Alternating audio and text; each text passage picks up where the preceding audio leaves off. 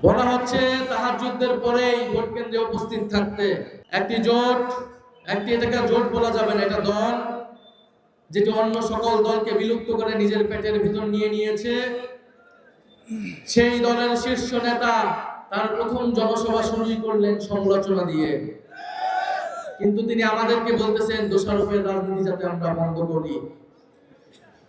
আমরা কোনো দোষারোপের রাজনীতি করতে চাই না, কোনো সমালোচনার রাজনীতি করতে চাই না। আমরা সত্য কথাটা জনগণকে ধরিয়ে দিচ্ছি। কেবল বলা হচ্ছে তাহাজ্জুদের পরেই ভোট কেন্দ্রে উপস্থিত থাকতে। তাহাজ্জুদের পরেই তারা সিল মারার পরিকল্পনা করতেছে, ভোট কেন্দ্র দখলের পায়তারা করতেছে। ইনশাআল্লাহ ঐক্যবদ্ধ বাংলাদেশের নেতাকর্মীরা এই সকল ষড়যন্ত্র রুখে দিবে। 12ই ফেব্রুয়ারি আমরা অপেক্ষা করব, আমরা ভোট কেন্দ্র পাহারা দিব। আমাদের বোনেরা, আমাদের মায়েরা, আমাদের সাধারণ মানুষ যাতে নির্বিঘ্নে নির্ভয়ে উৎসব মুখর পরিবেশে ভোট প্রদান করতে পারে। যারা এই ভোট প্রদানে বাধা হয়ে দাঁড়াবে, যারা নানামুখী ষড়যন্ত্র করবে, তাদেরকে কঠোরভাবে প্রতিহত করা হবে। প্রিয় সংগ্রামী বন্ধুগণ, একটি দলকে তার রাজনীতিকে বিচার করতে হবে তার প্রতিশ্রুতি দিয়ে। সেই প্রতিশ্রুতি কতটা সত্য, কতটা মিথ্যা, কতটা প্রতারণার আশ্রয় তারা নিচ্ছে।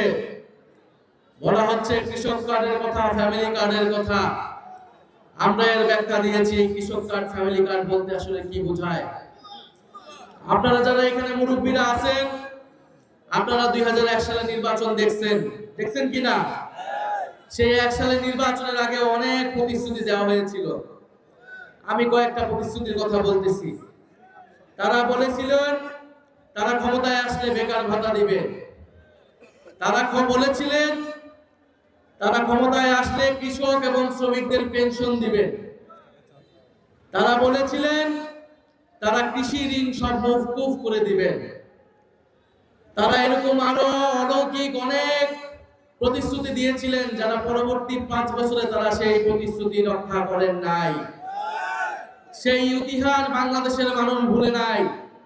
আমরা তরুণ প্রজন্ম পড়াশোনা করে সেই ইতিহাস ঘেটে বের করেছি।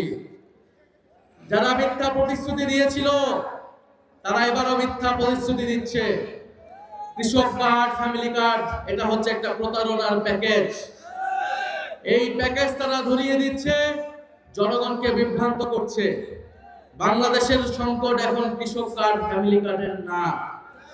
বাংলাদেশের সংকট হচ্ছে বাংলাদেশের অর্থনীতিকে চাঙ্গা করা, ঋণ খেলাপিদের বিচারের আওতায় আনা, লুটেরাদের বিচারের আওতায় আনা, এবং বাংলাদেশে যাতে বিনিয়োগ আসতে পারে সেই ধরনের স্থিতিশীল ব্যবস্থা তৈরি করা।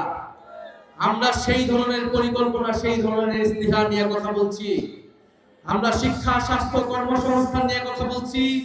আমরা নারীদের নিরাপত্তা এবং কর্মসংস্থান নিয়ে কথা বলছি।